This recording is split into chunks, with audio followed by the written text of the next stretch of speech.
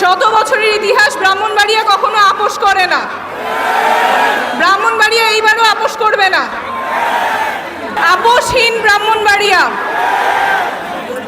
আজকে আপনারা আমাদেরকে অনেক সুন্দর করে শুভেচ্ছা জানিয়েছেন। আমরা নাগরিক পার্টির পক্ষ থেকে আসছি, একটা শোকাবহ পরিস্থিতিতেই এসেছি, কিন্তু আমরা যে এই সংগ্রামের রাস্তায় নামছি এবার বিচার এবং সংস্কার নিয়ে, আমরা জানি যে এই আপোষহীন ব্রাহ্মণবাড়িয়া আমাদের পাশে থাকবে। আপনাদের কৃতি সন্তানরা একটু আগেই খুবই আবেগের সাথে আপনাদের কথাগুলো বলছিলেন, আপনাদের এলাকার সমস্যারগুলো কথা বলছিলেন, আপনাদের স্বপ্নের কথা বলছিলেন, যাতে ব্রাহ্মণবাড়িয়ার পিছিয়ে না থাকে সেই জন্য তারা সারা জীবন লড়াই করবেন। এবং নাগরিক পার্টির আমরা প্রত্যেকজন মানুষ এখানে বাংলাদেশের মানুষের কিভাবে আমরা অধিকারগুলো নিশ্চিত করতে পারি, সুরক্ষিত রাখতে পারি, সমুন্নত করতে পারি, সেই জন্যই আমরা সবাই মাঠে নেমেছি। আপনারা অনেক দুর্বার আন্দোলন গড়ে তুলেছিলেন গত বছর। এইখানে যে ছেলেমেয়েরা বসে আছে, আরও এখানে আপনারা আছেন, আপনারা বুলেটের ভয় করেন নাই, এবং এটা আজকের ইতিহাস না, শত বছরের ইতিহাস। ব্রাহ্মণবাড়িয়া কখনো আপোষ করে না। ব্রাহ্মণবাড়িয়া এইবারও আপোষ করবে না। যেই গুম খুন বিগত সরকারের আমলে হয়েছে, গত বছর হয়েছে, সেইগুলোর বিচার করেই বিচার হতেই হবে, এবং সেই বিচার হওয়ার আগ পর্যন্ত ব্রাহ্মণবাড়িয়া আমাদের সাথে থাকবে। আমরা আর আগের বাংলাদেশে ফিরে যাব না, যেখানে দেশের নিরাপত্তা বাহিনী নিজের নাগরিককে গুম করতে পারে, খুন করতে পারে। সেই বাংলাদেশে আমরা আর যাব না।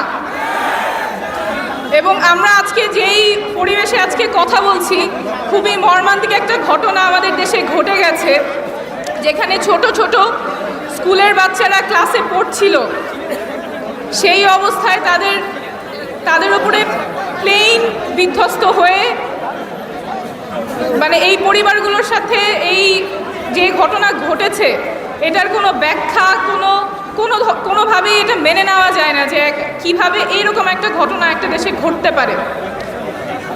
এই ঘটনার আমরা সুষ্ঠু বিচার চাই, নিরপেক্ষ তদন্ত চাই, যাতে যে দায়ী, যে দোষী, সবাই যাতে জবাবদিহিতার আওতায় আসে।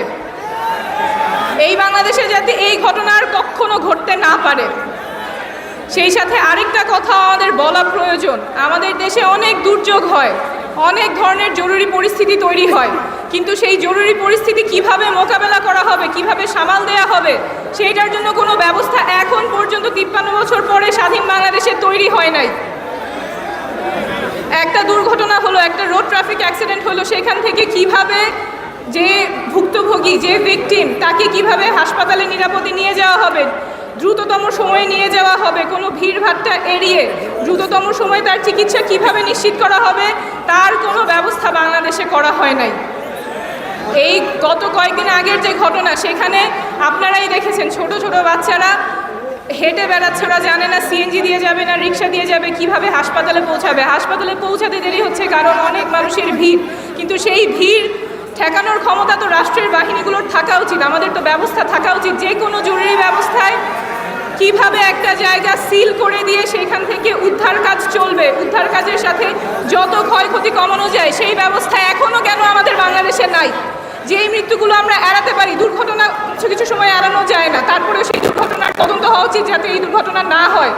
কিন্তু দুর্ঘটনা হয়ে যাওয়ার পরে যেই প্রাণগুলো বাঁচানো যায়, যেই ডিসেবিলিটিগুলো কমানো যায়, সেইগুলির ব্যবস্থা কেন স্বাধীন বাংলাদেশে থাকবে না? চিকিৎসার জন্য কেন হাসপাতাল পর্যন্ত অপেক্ষা করতে হবে? যখন দুর্ঘটনা হয় সেখানেই মেডিকেল টিম থাকার কথা, সেখান থেকেই চিকিৎসা শুরু হবে। জীবন বাঁচানো চিকিৎসা শুরু করার জন্য তো ঘন্টার পর ঘন্টা অপেক্ষা করার কথা না। চিকিৎসা বিজ্ঞান আগায় গেছে, কিন্তু মানুষের কল্যাণের জন্য সেই ব্যবস্থা আর আগায় নাই। রন্ধ্রে রন্ধ্রে দুর্নীতি, কারো কোনো মানুষের জীবনের প্রতি কোনো মায়া নাই, কোনো খেয়াল নাই, শুধু নিজেদের স্বার্থ কিভাবে উদ্ধার করা যায়। এই বাংলাদেশে আমরা আর ফেরত যাব না। আমাদের অবশ্যই এমন ব্যবস্থা নিশ্চিত করতে হবে যেখানে মানুষের জীবনের মূল্য থাকে। যে কোনো সময় আমরা আগুনে পুড়ে মরে যাবে, রাস্তায় যাবেন আপনি, অ্যাক্সিডেন্টে মারা যাবেন, মাথার উপর ওভারব্রিজ পড়ে মারা যাবে, বন্যায় মানুষ মারা যাবে, এইগুলোর প্রতিহত করার কোনো ব্যবস্থা কেন থাকবে না? কার্যকরী ব্যবস্থা এই বাংলাদেশে আমাদের হতেই হবে। মানুষের যাতে নিরাপত্তা থাকে, জীবনের নিরাপত্তা থাকে, স্বাভাবিক মৃত্যুর অধিকার যাতে থাকে। অনেক ধন্যবাদ।